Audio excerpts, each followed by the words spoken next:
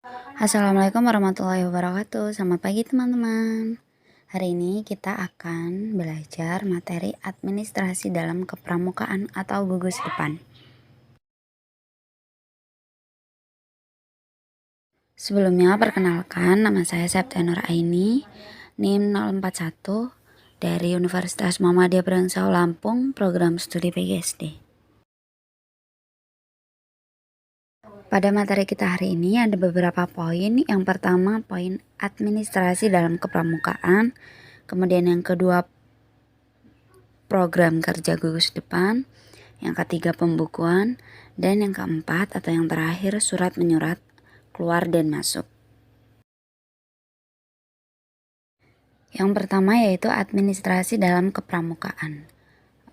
Gugus depan itu artinya kesatuan organik dalam gerakan pramuka yang merupakan wadah untuk menghimpun anggota gerakan pramuka sebagai peserta didik, pembina pramuka, dan majelis pembimbing gugus depan. Sedangkan administrasi dalam arti luas itu semua pekerjaan, kegiatan, dan usaha-usaha pembinaan di dalam organisasi gerakan pramuka. Jadi, administrasi gugus depan itu yaitu semua perencanaan, kegiatan, dan tata cara tulis-menulis dalam lingkungan gugus depan atau gudep. Administrasi gugus depan ini memudahkan pelaksana organisasi dalam hal ini gerakan pramuka dan merupakan salah satu persyaratan yang harus ada jika ingin mengikuti akreditasi gugus depan. Seperti itu. Yang kedua yaitu program kerja gugus depan. Dalam melaksanakan kegiatan kepramukaan di pangkalan, baik itu pada gugus depan, SMP, SD, SMP, SMA, ataupun di perguruan tinggi, maka diperlukan pembuatan program kegiatan untuk peserta didiknya, serta kelengkapan administrasi dalam gugus depan. Kegiatannya yaitu merupakan proses memperkenalkan, memahamkan, menumbuhkan, membimbing, dan mengembangkan kepribadian, kepengetahuanan, dan keterampilan dalam mencapai tujuan, sehingga diharapkan akan terbentuk manusia yang kreatif, inovatif, dan mandiri. Program kerja disusun dan ditetapkan sebagai pedoman dalam menentukan arah dan kebijakan pelaksanaan kegiatan dan latihan bagi pembina maupun anggota gerakan pramuka di gugus depan tersebut. Program kerja gugus depan dibagi menjadi dua. Yang pertama program kerja tahunan. Program kerja tahunan itu merupakan rencana kegiatan yang menjadi dasar pelaksanaan kegiatan selama 1 tahun.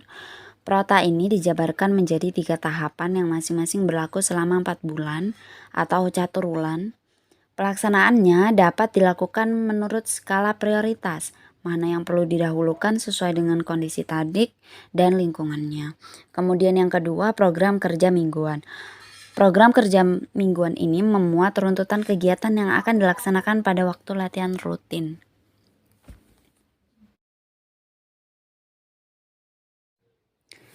Yang ketiga yaitu pembukuan. Ada beberapa bagian pembukuan. Yang pertama buku catatan pribadi peserta didik.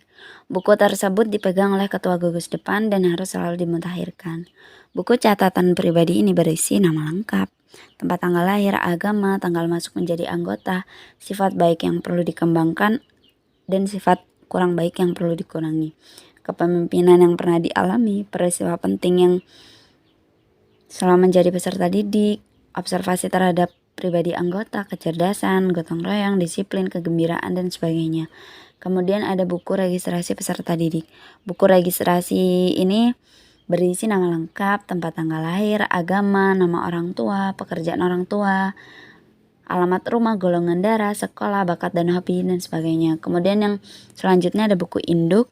Yang keempat ada buku perencanaan latihan mingguan. Yang kelima ada buku absen. Yang keenam buku kas keuangan. Yang ketujuh buku inventaris. Yang kedelapan buku agenda surat masuk atau surat keluar. Yang 9 ada buku ekspedisi. Yang ke-10 ada buku log atau catatan peristiwa penting. Yang ke-11 ada buku tamu. Yang terakhir yaitu ada surat menyurat baik keluar maupun masuk. Surat adalah suatu alat penyampaian berita secara tertulis yang berisi pemberitahuan, pernyataan permintaan, dan lain-lain kepada pihak lain. Surat menyurat adalah kegiatan pengendalian arus berita baik tertulis maupun lisan yang timbul dari adanya pencatatan, laporan, perencanaan, atau program dan keputusan yang memungkinkan adanya permintaan penjelasan, penambahan kekurangan-kekurangan, atau perubahan-perubahan. Surat menyurat dibagi dalam dua macam, yaitu yang pertama surat masuk.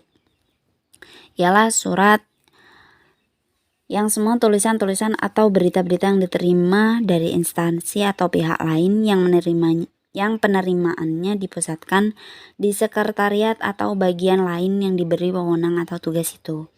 Kemudian yang kedua, surat keluar.